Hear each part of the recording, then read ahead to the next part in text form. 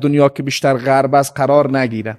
اعوذ بالله من الشیطان الرجیم. بسم الله الرحمن الرحیم. ان الحمد لله نحمده و نستعینه و نستغفره و نعوذ بالله من شرور انفسنا و سیئات اعمالنا. من يهده الله فلا مضل له ومن يضلل فلا هادي له واشهد ان لا اله الا الله وحده لا شريك له واشهد ان محمدا عبده ورسوله. اما بعد، الله متعال سپاس میگیم که بر ما توفیقی را داد که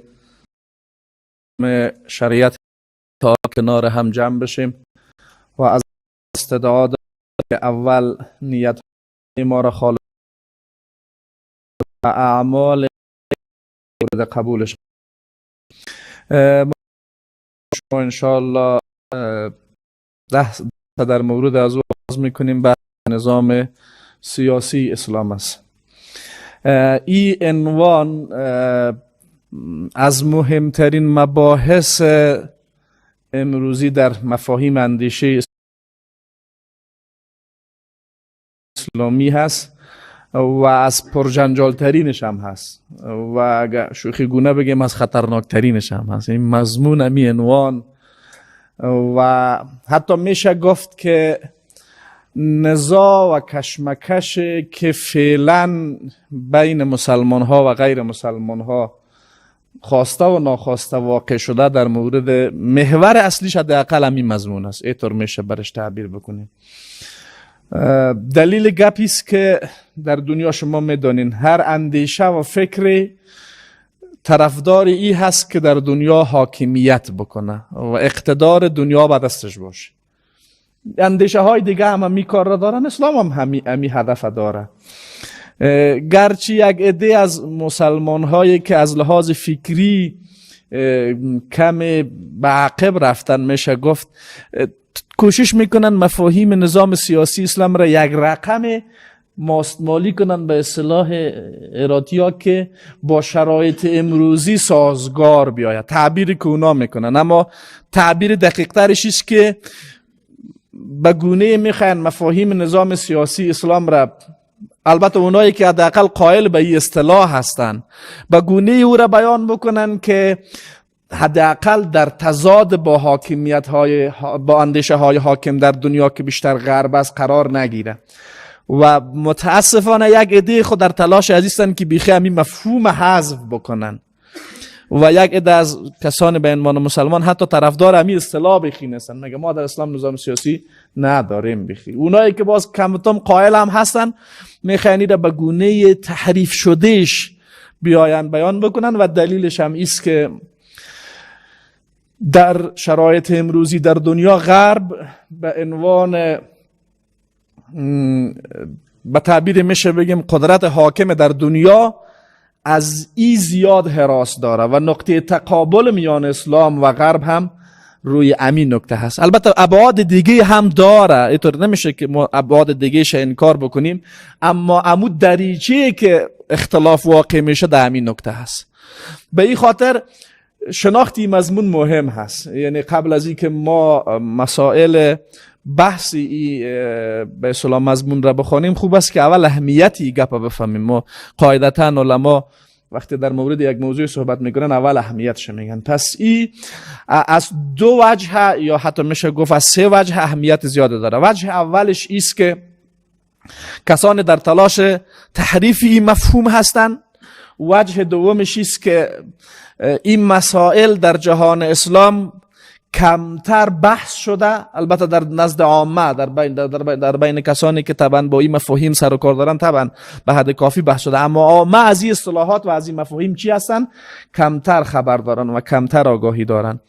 و نکته دیگه است که نقطه تقابل ما با غرب در از امی زاویه واقع شده. به این خاطر شناخت از این مهم هست که ما بفهمیم که اول آیا حقیقتا ما در اسلام چیز به عنوان نظام سیاسی داریم و اگر داریم با چی مفهوم هست. و این بحث این نکته پاسخ این ذهنیت را میته که کسانی میان منکر همین اصطلاح میشن. نکته دومش اونایی که میخواین مفاهیم این مضمون را و این محتوا را تحریف بکنن، حقیقت از این پس چی هست؟ وقتی ما میگیم کسان آمدن این رو تحریف میکنن، چگونه تحریفش میکنن و حقیقت این موضوع چیست؟ نکته سومش است که ما به خاطر این مضمون وقتی و به خاطر این مفهوم وقتی با غرب و با دشمن در تقابل واقع میشیم، چگونه تقابل باید بکنیم؟ در تقابل مسلمان ها با غرب ما گرایش های مختلفی داریم. بعضی ها گرایش های میشه گفت کم غلو آمیز دارن، بعضی ها گرایش های بخی تفریطی دارن، بسیار کمن کسانی که گرایش های معتدل داشته باشن و یک موقف مشروع و معقول و واقع بینانه در مورد غرب داشته باشن.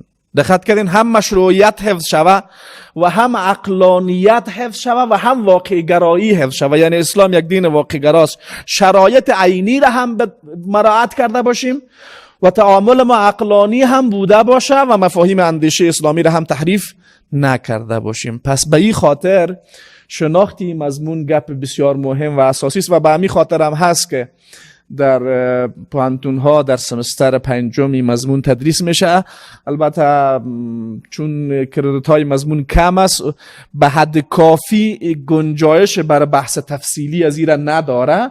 حداقل میشه عمومیاتی مضمون را فهمید، کلیاتی مضمون را فهمید و ما شما انشاءالله کلیاتش بحث میکنیم و اگر باز فرصت بود در مورد هر کدامش تفصیلی هم وارد بحث خواهد شدیم، چون هر عنوان از عناوینی که ما اینجا میگیم هر کدام از اینها میتونه در زیر مجموعه خود 10 ها عنوان دیگه داشته باشه و هر کدام از او باز ممکن ساعت ها بحث داشته باشه. به خاطر یعنی هدف گپ ما است که دوستا کافی است یک تصویر کلی از موضوع داشته باشن، فکر نکنن نمخ گپ خلاص میشه که درس چند درس محدودی که ما در این مورد راه میکنیم. خب پس یک مضمون بسیار مهم است و ضروری است و غلط فهمی های هم در این باب شده. اما وقتی وارد عنوان اصلی میشیم، این مضمون از 3 کلمه ترکیب شده: نظام، سیاست و اسلام. نظام سیاسی، اسلام. و روش بحث علمی در همه مفاهیم است که شما وقتی یک کلمه ترکیبی را میگین، اول هر کدام از این کلمات را به صورت جداگانه باید توضیح بتین و بعد از او اینا را به صورت مجموعی هم توضیح بتین. کلمه نظام و سیاست و اسلام هر کدام از اینها از لحاظ لغوی معنا داره، از لحاظ اصطلاحی معنا داره و باز 3 از اینها وقتی کنار هم قرار میگیره یک معنای کاملتر بر خودش پیدا میکنه. و هر 3 از این کلمات عربی است. نظام هم عربی، سیاست هم و اسلام هم. گرچه هر 3 از این کلمات در زبان دری هم معمول شده، یعنی ما حتی تقریبا با همون مفهوم عربیش معمول شده. گاهی وقتی یک کلمه از یک زبان به زبان دیگه انتقال پیدا میکنه، معناش چی میشه؟ معناش تبدیل میشه. اما هر 3 از این کلمات، نظام و سیاست و اسلام، ریشه های عربی دارن و با مفهوم عربیش در میان در زبان ها و فارسی زبان ها هم معمول هست. کلمه نظام از لحاظ لغوی از کلمه نظم گرفته شده یا نظمه و لغتا به یک رشته در آوردن میگن، مثل که دانه های تسبیح کنار هم دیگه قرار دارن. اینه میره از لحاظ لغوی چی میگن؟ نظم. دقت کردین؟ ما با شما به همین مفهوم به کار میبریم. فلانی میگه آدم بسیار منظم است، یعنی کاراش به ترتیب است. دقت کردین؟ به یک ترتیب واقع بودن یک کاره، به یک نظم داشتن و مرتب بودن معنا میده از لحاظ مفهوم لغویش. از لحاظ مفهوم اصطلاحیش این کلمه چون در خیلی از رشته‌های مختلف علمی کاربرد داره، علمای هر رشته بر از او یک تعریف ذکر کردن، بر اساس نگاهی که به قضیه داشتن تعریف‌های مختلف برش ذکر کردن. خب والله حالا یک تعریفی که به نظر من جامع‌تر میآید و میتونه امی کاربرد این کلمه را با مفهوم اصطلاحیش در خیلی از نظام‌های دیگه هم حفظ بکنه، است که میشه بگیم نظام مجموعه قواعد و مقرراتی است که برای تنظیم امور یک بخش به کار برده میشه. مجموعه قواعد و مقررات است، یعنی مفهوم لغوی هم دی حفظ است که برای چی به کار برده میشه؟ برای ترتیب کردن و برای نظم در آوردن یک کاره. این قواعد و مقررات اگر در باب مسائل عبادی مثلا باشه، برش میگن نظام عبادی، یعنی احکام و قواعد و مقرراتی که مسائل عبادی را تنظیم میکنه و مرتب میسازه. اگر این قواعد و مقررات در باب مسائل اخلاقی باشه، برش میگن نظام اخلاقی. اگر در باب مسائل اجتماعی باشه، برش نظام اجتماعی میگن. وقتی در مسائل سیاسی بود، برش میگن نظام سیاسی، یعنی مجموعه قواعد و مقرراتی که برای تنظیم امور سیاسی به کار برده میشه. اما کلمه سیاست یا در لفظ عربیش از سیاسه هست، آخرش تیت انیس داره. این مصدر اصلی از این کلمه ساسه هست و از لحاظ لغوی به مفهوم نگهداری کردن، اداره کردن، تدبیر کردن، به عهده گرفتن، اینا مفاهیم لغوی ازی هستن. یک مفهوم بعیدش که آل گاه وقتا به عنوان مفهوم لغوی هم به کار برده میشه به معنای حکومت داری است. یعنی این معنا در کلمه سیاست از معانی اصلی لغویش نیست، اما چون بسیار کاربرد زیاد پیدا کرده به او خاطر حتی بعضی از فرهنگ های لغت کلمه سیاست به معنای حکومت داری، خصوصا فرهنگ های معاصر کلمه سیاست به معنای چی به کار میبرن؟ به معنای حکومت داری و به معنای دولت داری کردن و اداره کردن جامعه به کار میبرن. این مفهوم داره و امی مفهوم لغویش که حال شایع شده مفهوم اصطلاحیش افاده میکنه. دقت کردین؟ یعنی مفهوم لغوی اداره کردن و تدبیر کردن جامعه یا به تعبیر دیگه اداره امور داخلی و خارجی یک کشور را پیش بردن چی میگن؟ سیاست میگن. گرچه گفتیم این معنای لغوی اولیش نیست، اما چون غالب شده حالا فعلا همین به عنوان معنای لغوی هم به کار میره و مفهوم اصطلاحی هم است. یعنی وقتی ما فعلا میگیم سیاست منظور هموست اداره امور جامعه، اداره امور داخلی و خارجی یک جامعه را چی میگن؟ سیاست. اما تعریف اسلام شاید شایع ترین تعریف پیش دوستا تعریف اسلام باشه. من میخوایم یک کسی یک تعریف جامع برای ما بگه از اسلام که دو خصوصیت در وجود داشته باشه. خصوصیت اولش مستند باشه، خصوصیت دومش یک تعریف جامع و عام باشه که همه آنچه شما تحت عنوان اسلام میخوانین در او گنجانیده شده باشه: عقیده، عبادت، اخلاق، مسائل اجتماعی، سیاسی، اقتصادی و غیره. یک کسی یک تعریف برای ما بگه. کی میگه؟ بگین. بسم الله الرحمن الرحیم. اسلام ان تشهد ان لا اله الا الله و ان محمد رسول الله و تقیم الصلاة و تؤتی الزکات و تصوم رمضان و تحج البیت ان استطعت الیه سبیلا. معنی اسلامی در لغت به معنی گردن نهادن، تسلیم شدن به اوامر الله و آنچه که خداوند ما را امر کرده از او اطاعت میکنیم، آنچه که نهی کرده معنی اسلامی شامل که حدیث حضرت امام روایت کرده. خب ما خود این کلمه را یک بار ارزیابی میکنیم و این حدیث مشهور شما بارها از زبان علما شنیده باشین که روز جبرئیل علیه السلام به شکل انسان میاد پیش پیامبر صلی الله علیه و سلم و سبب سوال میکنه و مل ایمانو، تعریف ایمان شما حتما خواندین و در جهان بینی بازو را میخوانیم و بعد دیگه سوالش است میگه و مل اسلام، اسلام چیست؟ آب رسول الله صلی الله علیه و سلم در تعریف اسلام چند نکته را ذکر میکنه. پیامبر صلی الله علیه و سلم میگه اسلام ان تشهد ان لا اله الا الله. اول دقت داشته باشین، همیشه یه قاعده کلی در ذهنتان باشه، هر کلمه همونطور که پیشتر گفتیم یک مفهوم چی داره؟ یک مفهوم لغوی داره، یک مفهوم اصطلاحی داره. کلمه اصطلاحی را اگر ما در علوم دینی به کار میبریم بهترین تعبیر خود بوده باشه که بگیم یک مفهوم لغوی داره، یک مفهوم شرعی داره. دقت کردید؟ یک مفهوم چی داره؟ لغوی داره، یک مفهوم شرعی داره. چی بگیم شرعی، چی بگیم اصطلاحی؟ اما در علوم شرعی بهتر از راجع کلمه اصطلاحی چی رو به کار ببریم؟ مفهوم شرعی رو به کار ببریم. خب اول در اینجا سوال کننده از رسول الله صلی الله علیه و سلم وقتی پرسان میکنه و مل اسلامو، مراد سوال کننده مفهوم لغوی کلمه هست؟ نه خیر. چرا؟ چون مخاطبین پیامبر صلی الله علیه و سلم و کسی که جواب میده عربا هستن و عربا میفهمن معنای کلمه اسلام چیست. پس مراد سوال کننده مفهوم شرعی کلمه هست، نه مفهوم لغویش. دقت کردین؟ اما مفهوم شرعی کلمه چیست؟ رسول الله صلی الله علیه و سلم میگه الاسلام ان تشهد ان لا اله الا الله و ان محمد رسول الله. بعد میگه و تقیم الصلاة و تؤتی الزکات و تصوم رمضان و تحج البیت ان استطعت الیه سبیلا. حالا یکی مفهوم ظاهری و تحت اللفظی این گپ است که پیامبر میگه اسلام شهادت دادن بلا اله الا الله محمد رسول الله، نماز، روزه، زکات، حج. اگر یک کسی این برداشت سطحی از گپ پیامبر بکنه، خب کل اسلام شامل چند گپ میشه؟ 5 گپ میشه. خب حالا ما میگیم اسلام نظام سیاسی است، نظام اخلاقی است، نظام نفون فلان است. اینا در کجای از این تعریف وجود داره؟ آیا اینا در اسلام هست یا نیست؟ بله. و تعریفی که پیامبر کرده دیگه از تعریف پیامبر کرده کس نمیتونه تعریف جامع بکنه. این تعریف پیامبر در کجای این اسلام وجود داره؟ ما به تعبیر یک استاد ما باید اینجا شکم کلمات پاره کنیم، بریم داخل عمق معانی کلمات تا مفهوم گپ پیامبر و صورت کامل بگیریم. چرا؟ به دلیلی که رسول الله صلی الله علیه و سلم میگه الله متعال برای ما جوامع الکلم داده. جوامع الکلم یکی از خصوصیات پیامبر است. منظوری که جوامع الکلم بودن است که پیامبر در قالب جملات کوتاه مفاهیم بسیار بزرگ و وسیع و همه جانبه را افاده میکنه برای ما شما.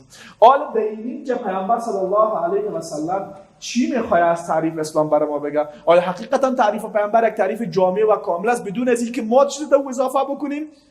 دقت کنید یک نکته مهم هست. گاه وقتا معمول شده در مورد تشریح یک اصطلاح، مثلا یک نفر میاد یک اصطلاح و تشریح از خود میگه، وقتی مردم از اون مخالفت میکنن تو احساس میکنه که خود مثلا ما با تعریف فلانی مخالفت کردیم، نه با یک متن دینی.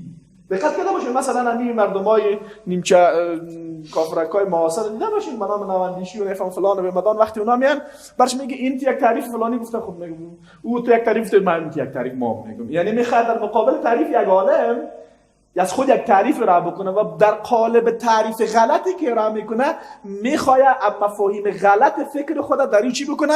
بگنجانه. پس بهترین کار این خواد بوده باشه که ما تعریف اصطلاحات بر اساس مفاهیم از منابع دینی بگیریم. میخواد نگفتم ما باید مستند بگین تعریف شه. دقت کنید مثلا میشه علما خیلی تعریف بر اسلام گفتن، نه خب یک نفر بشه بگه که ما تعریف فلانی عالم از اسلام موافق نیست. مثلا که دکتر کریم زیدان در کتاب اصول دعوا شاید شما مطالعه کرده باشین، در اول کتاب خود 7 تعریف از اسلام را میگه. یک نفر من میگه خب ما این تعریف قبول ما نمیتونیم بگیم که تو خوب چه تعریف قبول نکنیم، میگه تعریف یک عالم است و ما ملزم نیستیم من تعریف از اون عالم قبول بکنم. اما این تعریف کیست؟ پیامبر است. کس نمیتونه در مورد این تعریف مخالفت بکنه دیگه. پس ضرورتا ما باید این تعریف چی بکنیم؟ این تعریف باید بگشاییم و مفهومش رو باز بکنیم تا دقیقاً مفهوم تعریف پیامبر را بگیریم. اگر به خاطر تفصیلی تر میگم که این براتون بسیار در هر چیزی که شما به نام اسلام میخوانین چی هست؟ کارایی زیاد داره که حقیقتا اون چرا که ما میگیم گپاییست که ما به اسلام چسباندیم یا نه، اینا در متن تعریف پیامبر از اسلام وجود داره. کلمات محوری پیامبر دقت کنید. پیامبر صلی الله علیه و سلم یک کلمه تشهد را به کار برده، دیگه کلمه اله را، دیگه کلمه الله را و دیگه کلمه محمد و رسول. اینا کلمات چیست؟ محوری این جمله هست. اول کلمه انتشهد. کلمه انتشهد هم از جمله کلمات عربی است که در زبان دری به مفهوم عربیش کاربرد داره. با شما میگم شهادت دادن، نه؟ منظور از شهادت دادن یعنی به یک مسئله اقرار کردن یا به یک مسئله چی کردن؟ اعتراف کردن. شهادت دادن یعنی به یک چیز اقرار کردن و اعتراف کردن. خب آن اقرار و اعتراف، کدام اقرار و اعتراف اعتبار داره؟ دقت کنید، یعنی به تعبیر دیگه به عنوان شهادت درست و به عنوان شهادت صحیح قابل قبول است. اول شرط اول اقرار و اعترافی که اعتبار داره است که بر مبنای علم باشه. او شهادتی که بدون علم باشه هیچ نوع اعتباری نداره. او شهادتی که بدون علم باشه اعتبار نداره. حتی در امور روزمره ما شما هم یک نفر در مورد یک چیز شهادت بده علم نداشته باشه هیچ نوع اعتباری نداره. به عنوان مثلا یک کدام جنجاله که مثلا در یک محکمه باشه، شما به عنوان شاهد برین در اونجا برای قاضی بگین خواهش ما اومدیم شهادت بدیم، یعنی به یک مسئله اقرار و اعتراف میکنیم. قاضی از شما پرسان میکنه که خب فلانی خان تو آمدی در اینجا شهادت میتی، آیا تو با آنچه که شهادت میتی علم داری؟ شما بگین که نه، شهادتتان قبول میشه؟ شاید قاضی شهادت شما را یا بدون قاضی مثلا من یک نفر رو پرسان میکنه که خب برادر تو در مورد فلانی چی کار داری؟ بگه خب فلانی گفت بگم تو با آن چی که گفتی علم داری؟ نه ندارم. قبول میشه گفتش؟ یعنی گفت عادی را قبول نمیکنی. پس اول شرط اول شهادت است که بر مبنای چی باشه؟ علم باشه. شهادت بدون علم اعتبار نداره. دوم با محتوای آنچه که ما علم داریم باید یقین هم داشته باشیم. او شهادت و اقرار و اعترافی که بر اساس علم باشه، یعنی یک نفر دانش و آگاهی در اون مورد داره اما با او دانش و آگاهی خودش یقین نداره، این شهادت هم بازم قابل قبول نیست. خب آله داشتن علم و داشتن یقین با آنچه که انسان شهادت میکرد خودش در مفهوم کلمه انتشهد رسول الله صلی الله علیه و سلم وجود داره. بر علاوه از این قرآن کریم اینی قیود را در مورد شهادت دادن به صورت واضح ذکر میکنه. شما در سوره محمد حتما خواندید الله تبارک و تعالی امر میکنه فاعلم انه لا اله فاعلم.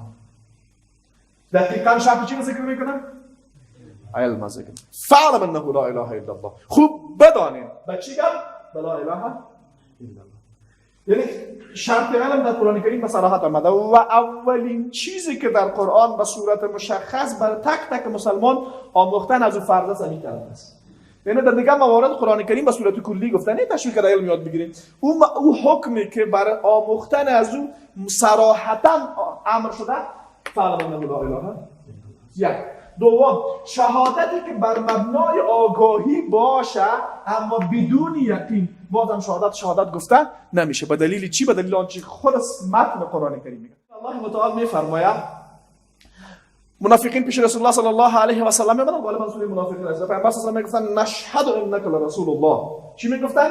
نشهد انک لرسول الله. برای پیامبر صلی الله علیه و سلم میگفتن ما شهادت میدیم که تو پیامبر خدایی. دقت کردین؟ شهادت دادن.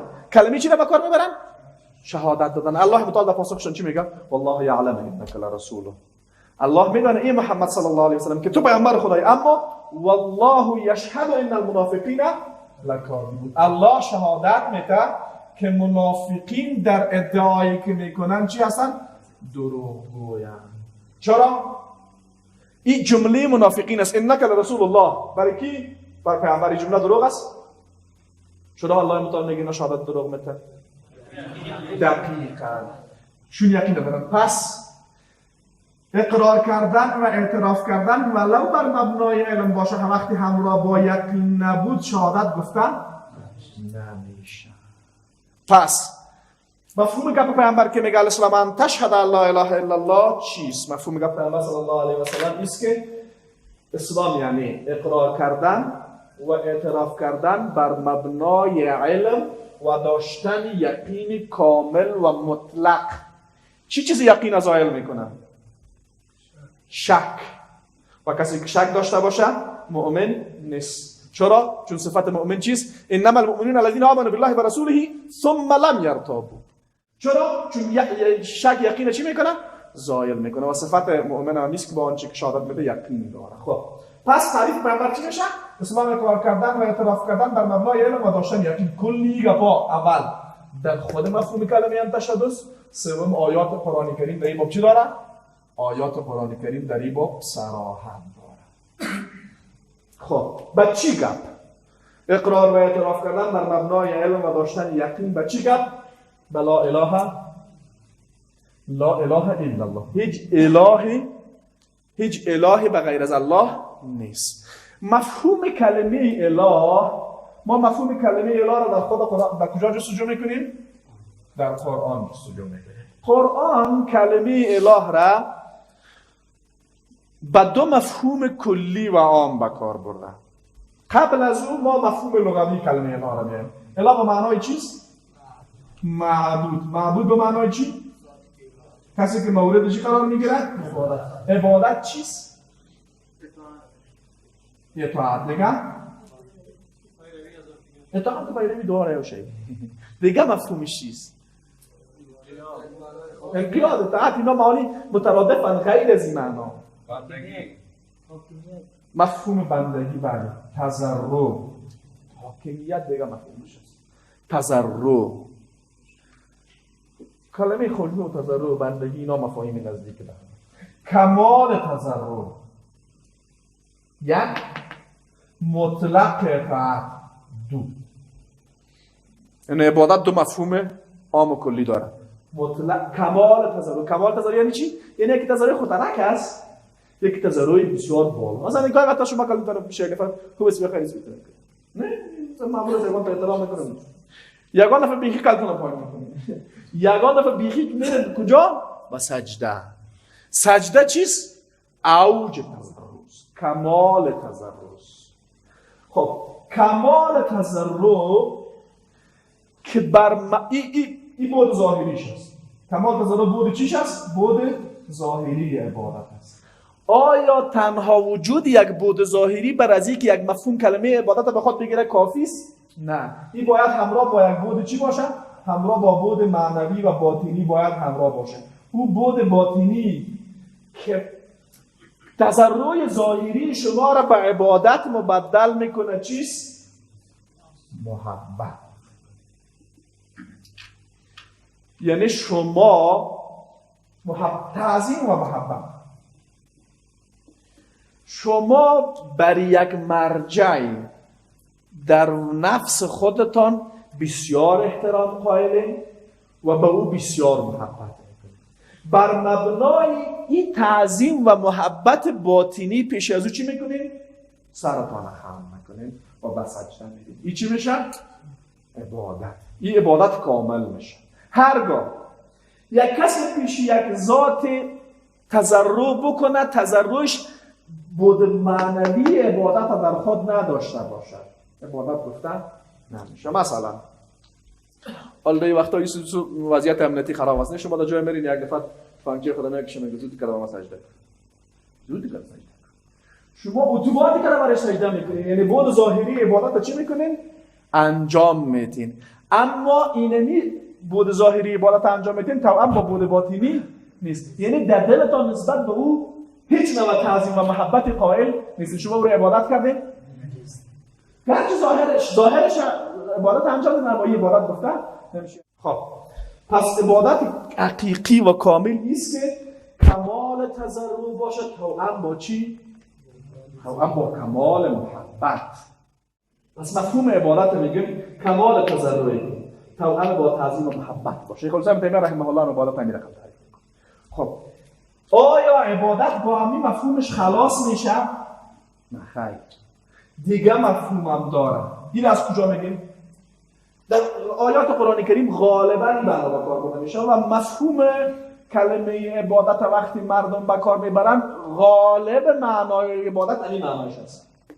دقت کنید میگم من رفتم فلانی عبادت کردم، من رفتم فلانی نماز، روزه، زکات، حج، قربانی، دعا فلان، اما اینا چیست؟ نمادهای از تضرع پیش پروردگار. اما یک معنای دیگه عبادت که از معانی اصلی عبادت است خب غالبا مردم در مفهوم لغویش میگن، هر کی دیگه میگه اطاعت کردن، اما عملا از ذهن مردم کمی دور است. او اطاعت مطلق است. خب حالا ما معنای کلمه عبادت که تو میگیم از کجا میگیم؟ این مفهومش خیلی مشهوره، هر کس میگه مسلمان کافر به این مفهومش چیست؟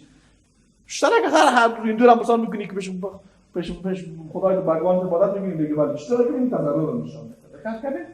خب در دیگه الله متعال آیات دیگه الله متعال میفرماید افرأیت من اتخذ الهه هوا. آیا شما دیدین کسی را افرأیت من اتخذ الهه هوا؟ آیا شما دیدین کسی را که الهش هوای نفسش است؟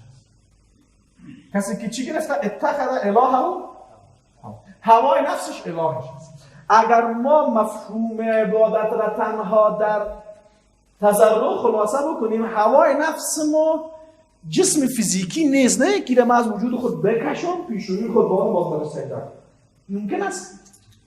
خب چرا الله متعال گفته کسانی هست که اینی الهشان هوای نفسشان است؟ اگر تنها معنای عبادت در این مختصر بکنیم اینجا این آیت معنا نمیده. پس دیگه مفهوم مرادش است. مرادش چیست؟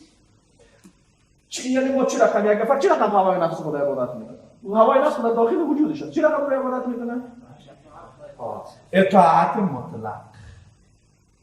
هرگاه یک شخصی از هوای نفس خود اطاعت مطلق کرد، این چی میشه؟ برکت هوای نفس خود را اله خود گرفته. یعنی چی؟ یعنی هوای نفس خود را عبادت کرده. پس معنای دیگه عبادت چی میشه؟ مطلق اطاعت کرده میشه. خب آله ان لا اله الا الله یعنی چی؟ اسلام. شما دقت کنید کل دیگه از ابتدا تا آخر دقت کنید اسلام چی شد؟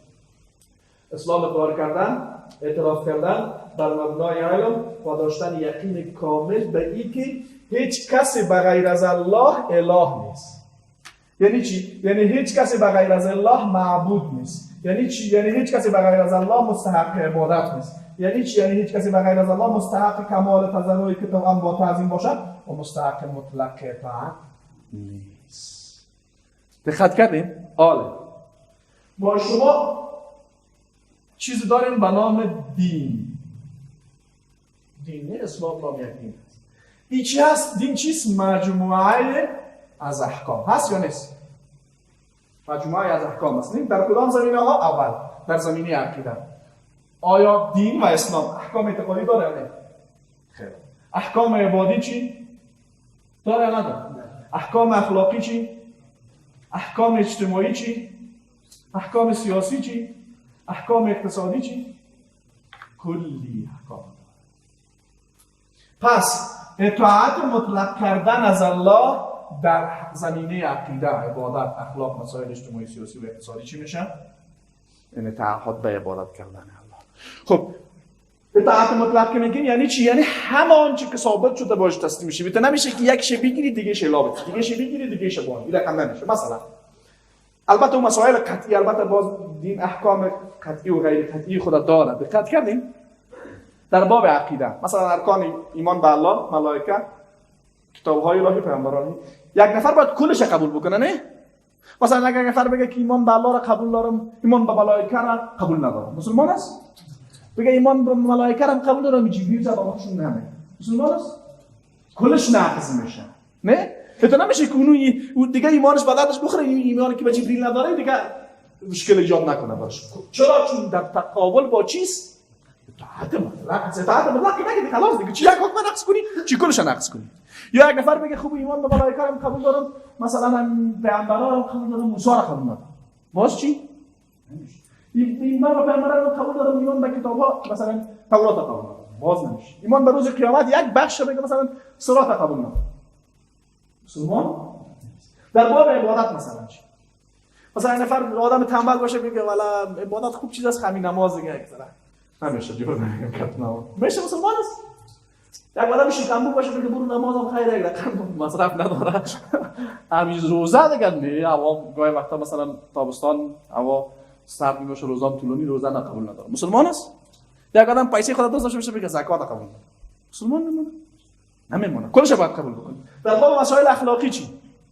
یک نفر بگه نه من قبول ندارم که دروغ حرام است، کای میشه به دروغ کی زندگی میشه، این مسلمان میمونه. یک نفر بگه نه من قبول ندارم زنا حرام است، چیکار پس ما راضی فلانی راضی دیگه چی میشه؟ این مسلمان میمونه.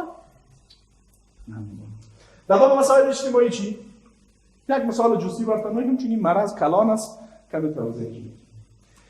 اجتماع اسلامی جامعه‌ای را که اسلام شکل میده بر مبنای چیست؟ بر مبنای عقیده است. دقت کنید؟ بر مبنای چیست؟ بر مبنای عقیده. اگر یک نفر ساختارهای اجتماعی را که اسلام معرفی کرده قبول نداشته باشه، عقیدتاً قبول نداشته باشه، ولی 24 تا نماز بخونه، مسلمان نیست. مثلا الله تعالی در مورد تفاوت نژادها و زبانها و اقوام و ملت‌ها میگه اینا چیست؟ اینا به خاطر چیست؟ لتعارفوا. ان اکرمکم عند الله اتقاکم. تقوا معیار برتری است. تفاوت زبانها و اقوام و ملت‌ها به خاطر شناخته است. یک نفر بگه نه این رقم هم نیست دیگه که اینگه پختانه ای ده مثلا که نظر برابر نیست به این وقت ایمان دارم تاجوکا باید میگن ما آخر خیلی مدام دسکوشی یه خونه که کچی میکنم مسلمان منه از آرگاه بگی دسکوشی نیست از بقا که بگی بیام مارشال این آیت یا ایها الناس انا خلقناکم من ذکر و انثى و جعلناکم شعوبا و قبائل لتعارفوا. هر آیت اول یقین باید داشته باشه نه؟ بعد بوده عملی نه. اگه بعد باید یقین صلات ایمان نداشته باشه 5 وقت 50 وقت 500 وقت نماز بخونه نمازش میشه؟ عمل در اسلام زمان اعتبار داره که بر اساس چی باشه؟ بر اساس عقیده باشه. خب ما با این آیت ما یقین کار داره یا نه؟ این آیت ایمان کار داره یا نه؟ یا ایها الناس انا خلقناکم من ذکر و انثى و جعلناکم شعوبا و قبائل لتعارفوا. چرا کار یقین نشد؟ یعنی چی؟ یعنی تفاوت زبان‌ها و اقوام و نژادهای مختلف اینا دلیل برتری نیست. دلیل برتری چیست؟ اینا نشانه های چیستن؟ نشانه های عظمت خدا. انسان های متعصب به این آیت به همین مفهوم ایمان داره؟ ایمان داره؟ ساختارهای این حکم اجتماعی اسلام است. انسان متعصب به آیت انما المؤمنون اخوة ایمان داره؟ اگه ایمان داشته باشه باز نمیتونه متعصب باشه. امکان داره ایمان به آیت انما المؤمنون اخوة با تعصب در قلب جمع شود؟ ممکن است. یا در باب مسائل سیاسی که گفتیم سر از این مضمون زیاد تاخت میشیم در یک سال برای شما بکنم. شما ببینید دقیقاً آیات قرآن کریم حتی کلمات یکیست. الله متعال میگه کتب علیکم الصیام. یا نه کتب در دیگه جا میگه این کتب علیکم همین علیکم کتب علیکم القصاص. در دیگه آیات میگه کتب علیکم همین علیکم قتال. این حکم عبادی است. اگه کس به این آیات تسلیم نبود مسلمان است. این حکم چیست؟ سیاسی است. افراد به صورت فردی شما کردن؟ دیگه کجا اگه من چی کنیم باشه؟ نفر قصاص کنم. خودش کشته میشه. ولی ما خود به خدا نمیگم کتب علیکم قصاص. حق داره؟ آیا این فرض انجام همین فرض است یا نه؟ انجام از این فرض نیست؟ این رو به صورت فردی انجام داده می‌دونیم. این انجام داده می‌دونیم. چطور شده؟ نظام سیاسی هم که نباشه. و اگه خیلی چطور کنید؟ تیر خود داره ازش. کتب علیکم القتال چیست؟ حکم سیاسی. مثلا ضرور آمریکا میشه. بعد میگه که دیگه اگه زمان می‌خواد سال. نمیشه. نیاز به چی داره؟ تنظیم کار داره، نیاز به یک ساختار کار داره. آیا واجب است یا نیست؟ سیاسی است. دقت کنید. کتب علیکم الصیام، کتب علیکم القصاص، کتب علیکم. چطور میتونی بین این آیات تفریق بکنی؟ اگه بگی که آیات قبول ندارم، تو گپ خراب میشه. اگه بگی قبول دارم چه رقمی عملیش میکنی؟ اگه بگی قبول دارم عملی نمیکنم، باز میشه. یعنی همین کسایی خاصه بشین یک حق باطل نشان بدن، یک جایی دو جایی هزار جا گیر میمونن تو. دقت کردین؟ خب اینا احکام چیست؟ سیاسی. کلی از اینا احکام مثلا اقتصادی چی؟ یک آیت برای شما میگم. الله متعال قرآن کریم میگه و احل الله البیع و حرم الربا. یک نفر بگه که شما مسلمانان بسیار الله هستین، خب برو خیر میکل احکام عقیده را قبول کردن. میگه حالا من علاوه میگه نه برو میگه بالا تا قبول کردم. نه احکام اخلاقی را قبول کردم، احکام اجتماعی را قبول کردم، احکام سیاسی را قبول کردم، احکام اقتصادی را قبول کردم. اگر یک نفر بگه کلی از اینا قبول هم احکام اقتصادی هم دیگراش قبول، اینی حکم که احل الله بیعی خیلی خوب و حرم الربا، این دو کلمه دیگه نمیشه. حالا که از دنیا که از یک شیفم قریه کوچک شده، نظام حاکم در دنیا بازار آزاد است، حرم الربا جور نمیاد. کل نظام های سیستم های بانکی دنیا سیستم های ربوی در کشورهای اسلامی حریص نمیشه. حرم الربا نمیشه، قبولش نداره. مسلمان تنها با اینی که یک بخش از هزار حکم از احکام اقتصادی اسلام است، اسلام یک نفر کاملا چی میشه؟ نقض میشه. دقت کردین؟ خب پس اسلام چی شد؟ اسلام اقرار کردن، اعتراف کردن بر مبنای علم و داشتن یقین مطلق و کامل است به اینکه هیچ کسی بغیر از الله مستحق کمال تضرع و مطلق اطاعت نیست. گپ خلاص میشه؟ جمله بعدی چیست؟ و امرم محمد. حال ما وقتی از الله متعال در همه این زمینه های اطاعت مطلق بکنیم به طریقه و روش محمد رسول الله. خودی الله که ما تعبد کردیم که ازش اطاعت میکنیم، خودش کسی به اسم محمد صلی الله علیه و سلم چی کرده؟ رسول روان کرده. این چی را بر ما آورده؟ کل دین آورده. خب این کلام که گفتیم گپ خلاص میشن؟ نماز، روزه، زکات، حج نمونه های از چیست؟ نمونه ها الله پیامبر میشه مثال ذکر کرده از عمل. دقت کردیم؟ پس اسلام حال تعریف کلی شده نظر بگیریم. اسلام عبارت است اقرار کردن و اعتراف کردن بر اساس علم و داشتن یقین مطلق و کامل به اینکه هیچ کسی بغیر از الله مستحق کمال تضرع و مطلق اطاعت نیست. و ما به عنوان مسلمان به طریق رسول الله صلی الله علیه و سلم در همه زمینه‌های زندگی از الله اطاعت میکنه و به این عمل هم بکنه. این چی میشه؟ تعریف اسلام میشه. در این تعریف مفاهیم سیاسی وجود داره یا؟ نه وجود داره. بفهمیدین گپ مرا؟ خب پس تعریف نظام ما شما گفتیم، تعریف سیاست را گفتیم، تعریف اسلام را هم گفتیم. حالا هر سه از اینها را یک جای قرار دادیم چی میشن؟ نظام، مجموعه قواعد و مقرراتی که برای تنظیم امور یک جامعه یا برای حکومت داری در یک جامعه بر اساس احکام و قواعد اسلامی باشه و برش میگن نظام سیاسی. بفهمیدین؟ نظام چی بود؟ مجموعه قواعد و مقرراتی که برای اداره امور یک جامعه بر اساس قواعد اسلامی باشه برش نظام سیاسی اسلام میگن. فهمیدین ان شاء الله گپ مرانه؟ این چی بود؟ تعریف نظام سیاسی اسلام. خب من این تفصیلی تر به خاطر از این گفتم که وقتی تعریف اسلام با این جامعیت بفهمید بعد گپ برای شما چی میباشه؟ حل میباشه. اگر عقیده بخوانیم، اگر عبادت بخوانیم، اگر اخلاق بخوانیم، اگر مسائل اجتماعی بخوانیم، اگر سیاسی بخوانیم، کل اینها احکام است که در خود تعریف رسول الله صلی الله علیه و سلم از اسلام وجود داره و باید مسلمانو رو با همین تعریف کامل و جامع و همه جانبه چی کنه؟ بشناسه. سبحانك اللهم ربنا وبحمدك نشهد ان لا اله الا انت استغفرك واتوب اليك.